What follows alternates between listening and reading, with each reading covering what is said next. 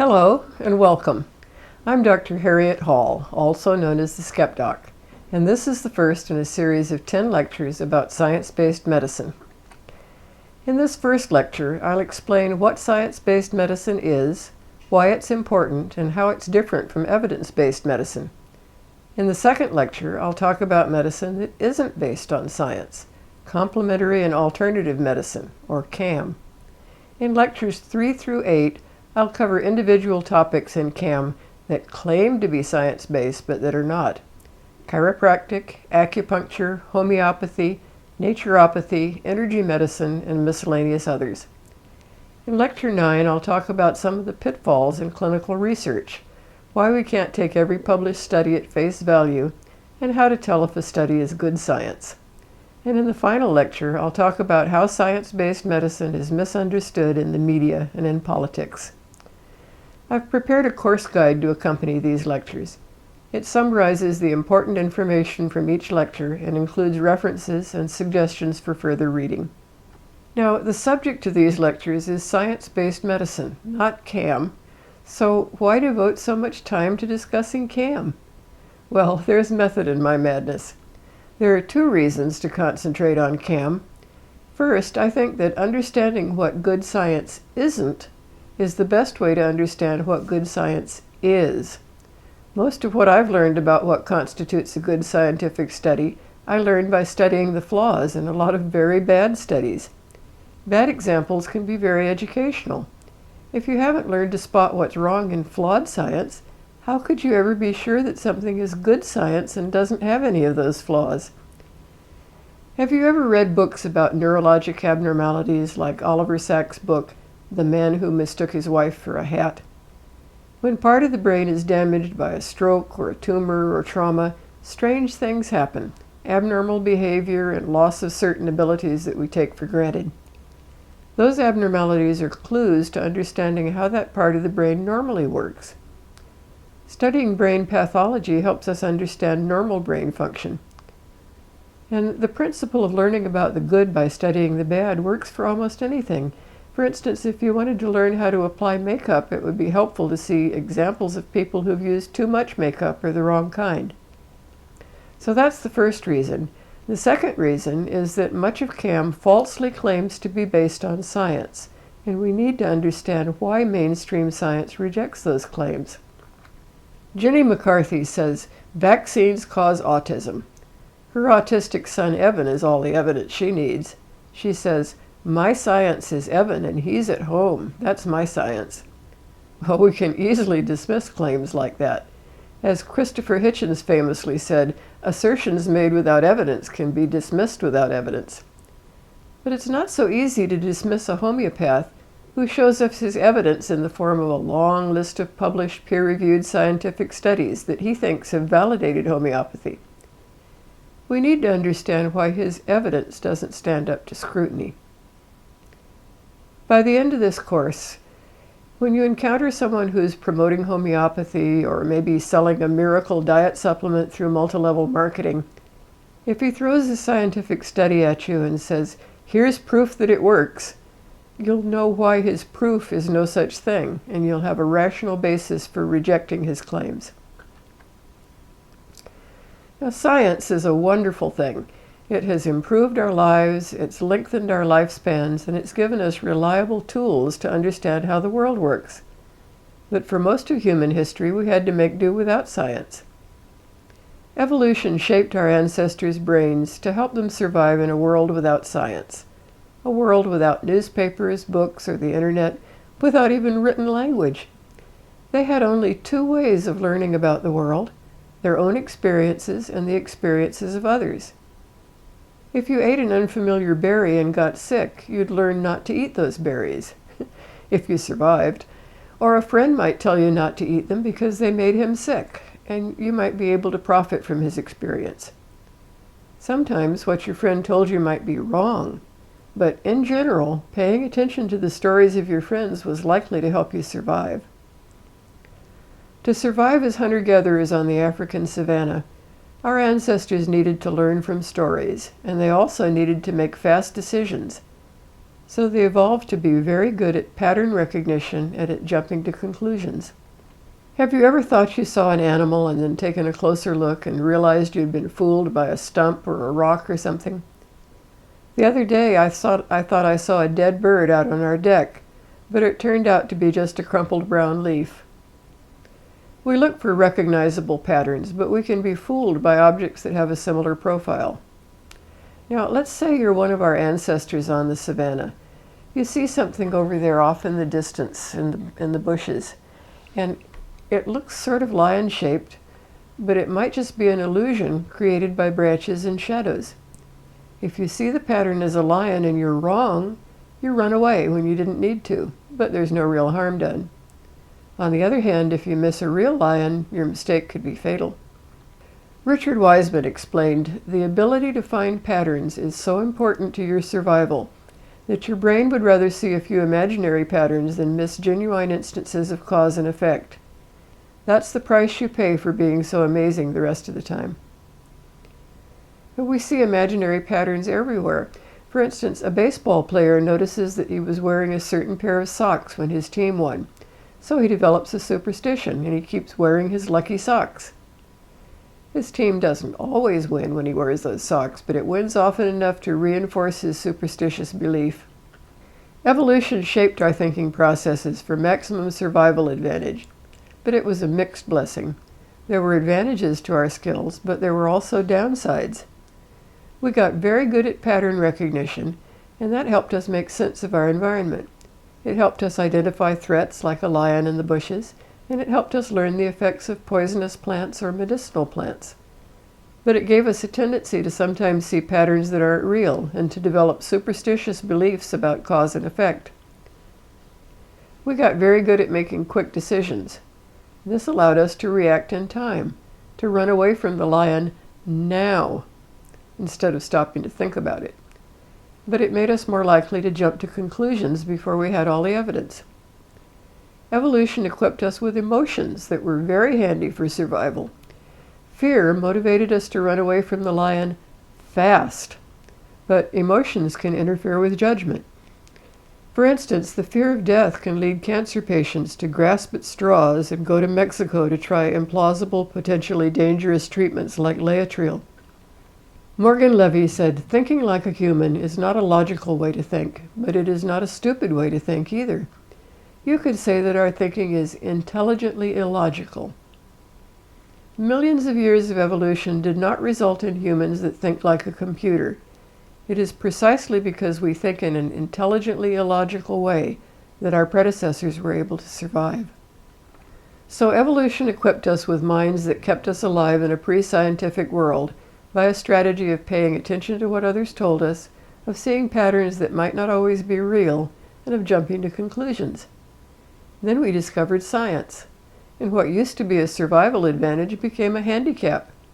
The scientific method is a marvelous set of tools that allows us to ask specific questions about how the world works and to get reliable answers. And science is a way of correcting for the kinds of mistakes our minds are prone to make. But our minds evolved to help us survive in a world without science, and thinking in a scientific way doesn't come naturally. Our minds still work the old way. We prefer stories to studies. We prefer anecdotes to analyses.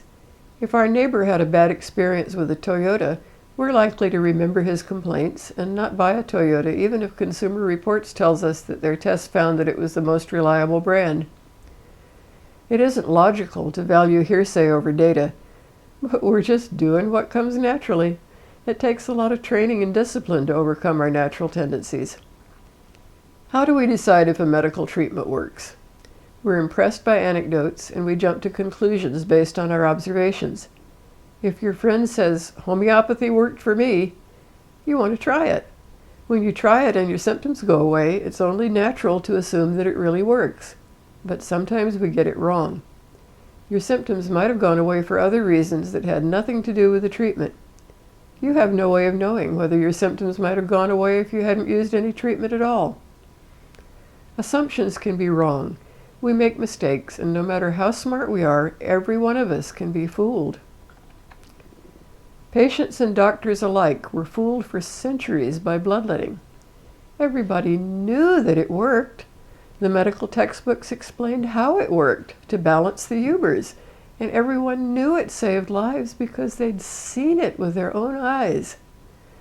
But when someone finally thought to compare patients treated with and without bloodletting, they discovered they'd been killing more patients than they helped. Big oops. Even modern doctors can be fooled.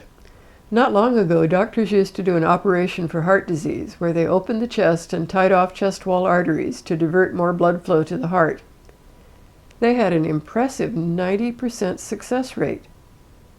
A doctor named Leonard Cobb was skeptical, so he did an experiment with a sham surgery control group where he just made the incision in the chest and closed it back up without actually doing anything inside. He discovered that just as many patients improved after the fake surgery. In this diagram, the two bars on the left show that chest pain improved almost as much with the sham surgery, light blue, as with the real surgery, dark blue. And the two bars on the right show that the sham surgery, light blue, reduced the need for nitroglycerin pills for pain even more than the real surgery. The differences were in opposite directions, and they weren't statistically significant. Essentially, the fake surgery worked the same as the real surgery. So they thought they had this great operation with a 90% success rate, but they were wrong. When they put it to a scientific test, it turned out the operation accomplished nothing at all, except maybe to suggest to patients that they would feel better. So this was another big oops, and doctors stopped doing that operation. There are a whole lot of reasons people can come to believe an ineffective treatment works. Here are some of them. Don't bother trying to read them all now. I'm going to go over each one of them separately. 1. The disease may have run its natural course. A lot of diseases are self-limiting. The body's natural healing processes restore people to health after a time. Wounds heal. A cold goes away in a week, whether you treat it or not. A few years ago, I developed shoulder pain. I was unable to raise my arm without pain, and I couldn't reach behind my back to fasten my bra. And after about a year, one day I suddenly realized I was back to full function and had no pain at all. My treatment? Nothing but tincture of time. Whatever was wrong had run its natural course and resolved on its own. If I'd been using any treatment at the time, I would have been fooled into thinking that the treatment had worked. Even serious life-threatening diseases can sometimes resolve without treatment. Before we had antibiotics to treat pneumonia, it wasn't always fatal. Some people survived, so before we could be sure antibiotics worked, we had to compare the survival rate with and without antibiotics. 2. Many diseases are cyclical. The symptoms of any disease fluctuate over time. Fevers go up and down. People with arthritis have bad days and good days. The pain gets worse for a while, then it gets better for a while. If you use a remedy when the pain is particularly bad, it was probably about ready to start getting better anyway, so the remedy gets credit it doesn't deserve. That's known as regression to the mean. Here's what happens. Sarah has osteoarthritis pain in her knees. Here's the natural course of her pain during a random month. The first few days of this particular month, she has little or no pain. As the middle of the month approaches, her pain gets progressively worse, and then towards the end of the month, it subsides. Now, this is without any treatment. She's not likely to take any pain pills at the beginning of the month when the pain is minimal, but by the middle of the month, she needs relief, so she starts taking pills. And look what happens. As she takes those pills, the pain subsides. It's only natural for her to assume that the pills worked. But she doesn't know that she's only looking at the right side of this graph with the left side cut off. Her pain did exactly what it would have done if she hadn't taken any pills, but she doesn't have any way of knowing that. 3. We're all suggestible. Studies show that we think wine tastes better if it comes from the bottle with a higher price label. If we're told something is going to hurt, it's more likely to hurt. If we're told something is going to make it better, it probably will. We all know this. That's why we kiss our children's owies. Anything that distracts us from thinking about our symptoms is likely to help. 4. The wrong treatment may get the credit. If you took megadoses of vitamins along with your chemotherapy, You may think it was the vitamins that cured your cancer, when it was really the surgery and the chemo. Sometimes the credit is due to something you don't even realize. Maybe something changed in your life at the same time. One writer called this the spaghetti factor. You happened to change brands of spaghetti sauce at about the same time, and it was some herb in the new brand that caused the improvement. 5. The diagnosis may be wrong. You've all heard those claims that X cured my cancer. When you track down the details of those miracle cancer cures, quite often it turns out that they never even had a biopsy, so we can't know if they ever really had a cancer to cure. Even if they had a biopsy, the results could have been wrong. Pathologists have been known to make mistakes in reading the slides, and there could have been a mix-up in the lab where the sample was actually from another patient. The prognosis may be wrong. They said I only had 6 months to live, but thanks to treatment X, I'm still alive 3 years later. But doctors can only provide an educated guess about the future, and they may have guessed wrong. All doctors really knew was that the median life expectancy for that condition was 6 months.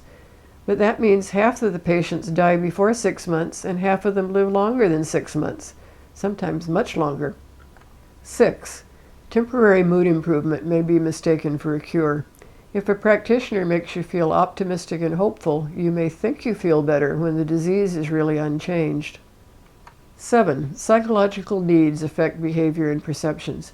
When people want to believe badly enough, they can convince themselves that they've been helped. If they've invested time and money, they don't want to admit that it was wasted.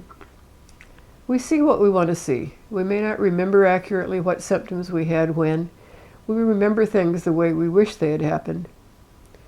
When a doctor is sincerely trying to help a patient, the patient feels a sort of social obligation to please the doctor by getting better. And he may convince himself that he's better when he really isn't. People have been known to deny the facts, even to refuse to see that the tumor is still getting visibly bigger. In one case, a patient believed he was cured. His doctor said, "Look at the X-ray. The tumor is still there." When the patient refused to believe it, he insisted that that was just a shadow where the tumor used to be. 8. We confuse correlation with causation. Now this is a big one. Just because improvement follows a treatment, that doesn't necessarily mean that the treatment caused the improvement. It's called the post hoc ergo propter hoc fallacy. That's Latin for after that, therefore because of that. The rooster crowed, and then the sun came up. Therefore, the rooster made the sun come up. Well, it's easy to see what's wrong with that reasoning. But look at this. I took a pill, I got better, therefore the pill made me better. When we take a pill and then we feel better, it seems compellingly obvious to us that it was the pill that made us feel better.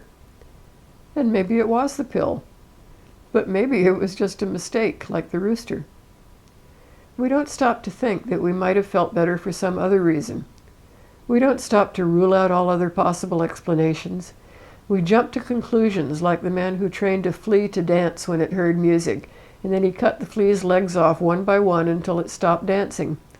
And then he concluded that the flea's organs of hearing must be in its legs.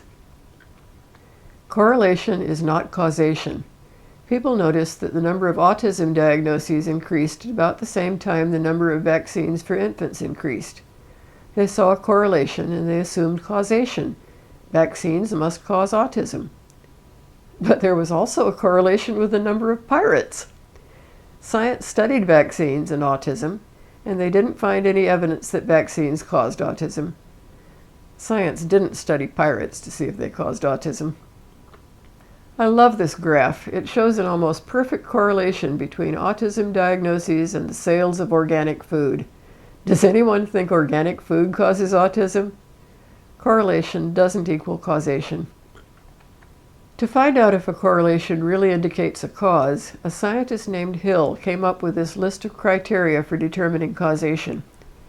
I'll illustrate with the example of smoking and lung cancer. There's no way we could do a randomized control study of smoking. You can't divide people into two groups and make one group smoke and the other not.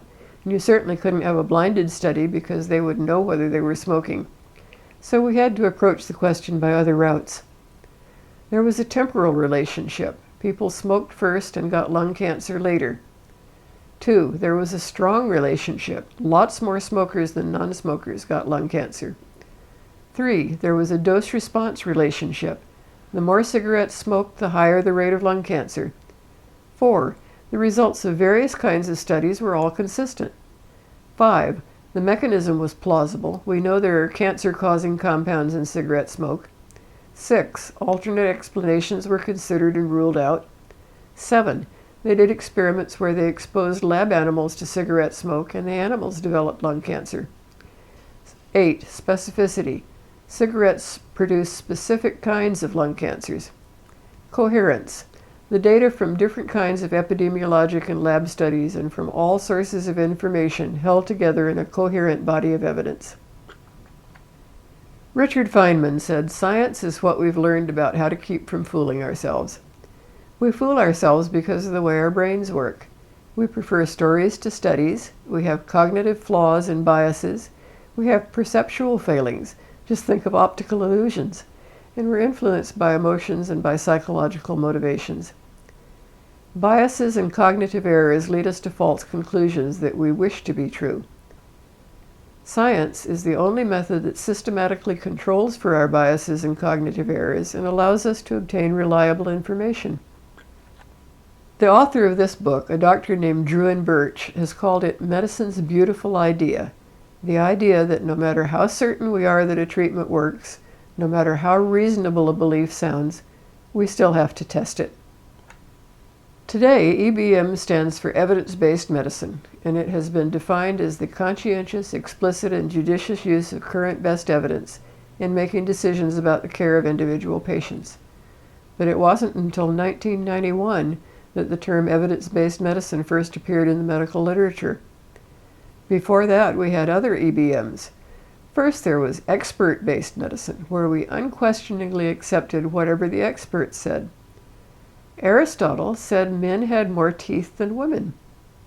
He was the expert, and for centuries everyone took his word for it. No one bothered to look in mouths and count teeth. And then there was experience-based medicine, where a doctor could say, "In my experience, this treatment has worked well for my patients." For centuries, doctors had experience with bloodletting to balance the humors, and they were thoroughly convinced that they were saving lives when they were actually killing patients. My colleague Mark Crislip says that the 3 most dangerous words in medicine are "in my experience," because experience is so very compelling, but is so very often wrong. So we learn to rely on scientific evidence rather than on expert opinion and experience. The first modern clinical trial was done by James Lind of the Royal Navy in 1747. Back then, the sailing ships went out for years at a time, and sailors had no access to fresh foods. Sailors developed scurvy. They became weak, unable to work, and had internal bleeding, fever, jaundice, convulsions, bone pain, bleeding gums, their teeth fell out, and they died a painful death.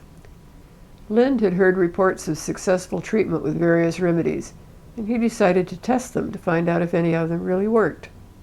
He divided a group of 12 sick sailors into 6 groups, and he gave each group a different test remedy: a quart of cider, 25 drops of elixir of vitriol. Now, that's sulfuric acid. I sure hope he diluted it in water before he gave it to them. 6 spoons of vinegar, half a pint of seawater, yuck, 2 oranges and a lemon, or a spicy paste plus a drink made from barley. The winner was, ta-da, 2 oranges and a lemon. Lind had shown that citrus fruit worked to cure scurvy, but he didn't have any idea how it worked. Today we know that scurvy is due to a deficiency of vitamin C, but vitamins wouldn't be discovered for another 2 centuries. Lind thought scurvy was caused by putrefaction, and he thought citrus fruits worked because the acid in the fruit prevented putrefaction. He tried sending ships out with bottled juice to save storage space, but that didn't work. The bottling process heated the juice and destroyed the vitamin C. So they had to go back to using fresh fruit. Anyway, the first clinical trial had found an effective treatment for scurvy. British sailors became known as limeys, and medical science was off and running. Some doctors still think that "in my experience" is better than evidence. Here's one. Jay Gordon, pediatrician to the stars. He caters to parents who want an excuse to delay or omit vaccinations.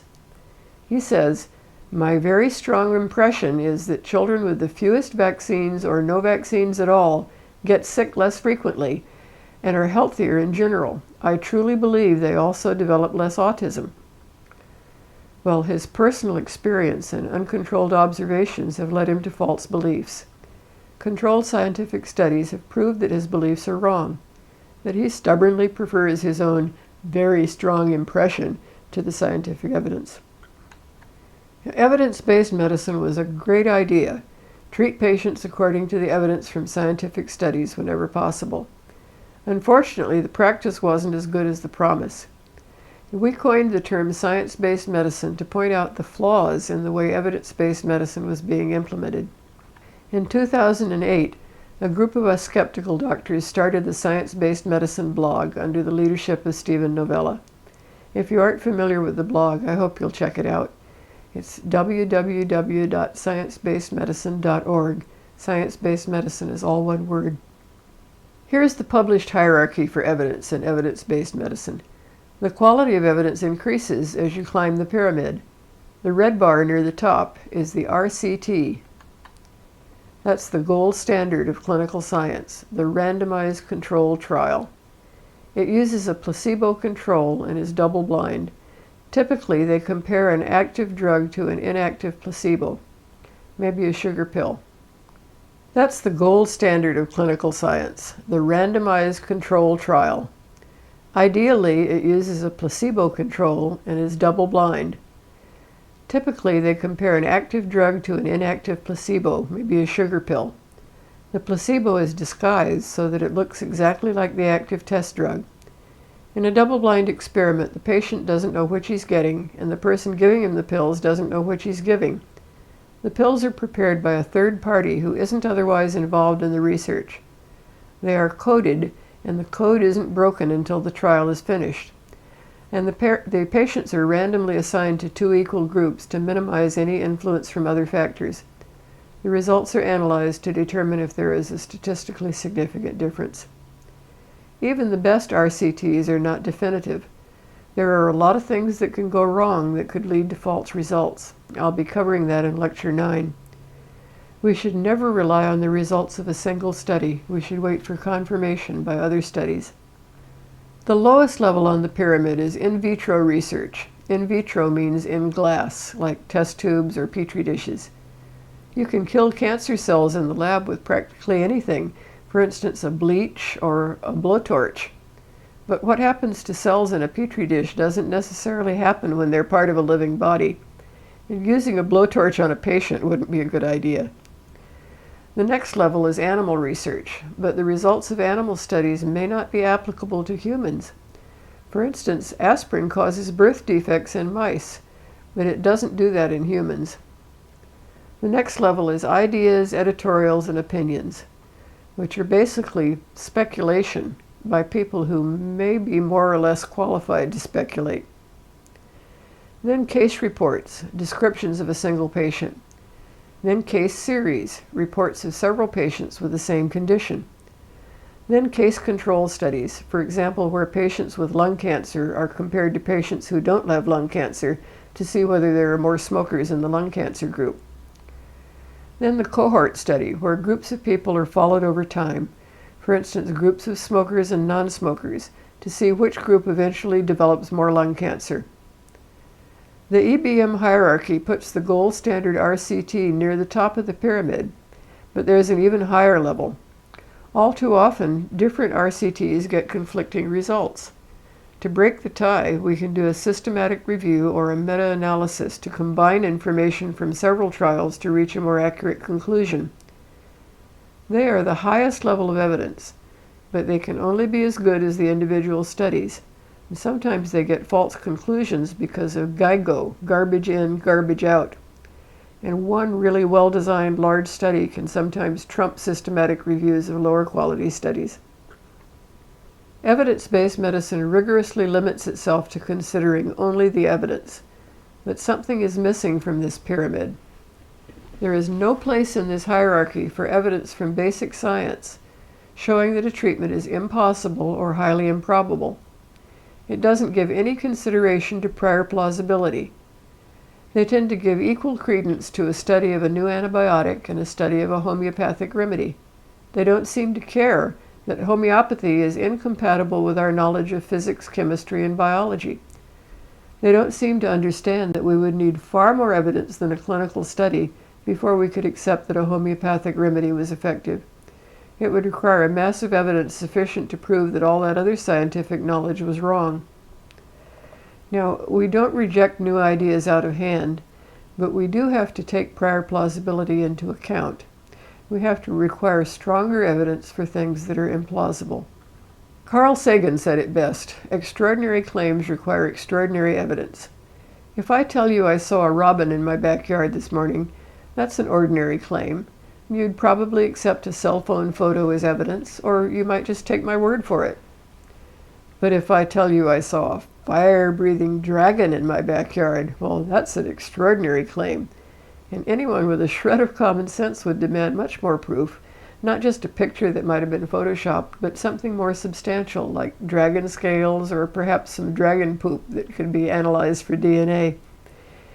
If a study shows that a slightly different new version of an old antibiotic works better for pneumonia, that requires an ordinary level of evidence. But if a study shows that standing on your head and whistling Dixie cures cancer, that would require a much higher level of evidence. Evidence-based medicine doesn't work well for CAM. It works on a one-tool-fits-all approach. Evidence-based medicine focuses on clinical trial results. It simply looks at the published clinical research and accepts the findings. And that works pretty well for conventional medicine, but it doesn't work well when you're dealing with things that lie outside the scientific paradigm, or when the scientific plausibility ranges from minuscule to non-existent. My colleague David Gorski said, "I suspect that the originators of evidence-based medicine never thought of the possibility of evidence-based medicine being applied to hypotheses as awe-inspiringly implausible as those of CAM. It simply never occurred to them. They probably assumed that any hypothesis that reaches a clinical trial stage must have good preclinical evidence and basic science evidence to support its efficacy." Science is a system of inquiry, not a collection of facts and not a belief system. It's not just one single method, but a toolkit of methods to figure out how reality works. This diagram shows how the scientific process works. It starts with observations, and then a hypothesis is formed that might explain the observations. If the hypothesis is true, we should be able to use it to make accurate predictions. We test to see if it does. If we observe that the predictions are not accurate, we have to modify the hypothesis. If the hypothesis does allow us to make accurate predictions, then evidence eventually accumulates and theories can be formed. The word theory is very often misunderstood. In science, a theory doesn't mean a guess or an opinion. A scientific theory is an established body of knowledge like germ theory or the theory of evolution. Science is a disciplined process for testing hypotheses. It progresses slowly but inexorably as new discoveries build on old ones. It doesn't claim to have the truth. It reaches provisional conclusions based on the best available evidence, and it's always ready to change those conclusions if new, better evidence comes along. Studies are repeated, and they're either confirmed or discredited. A body of evidence gradually accumulates to the point that experts in the field can reach a consensus.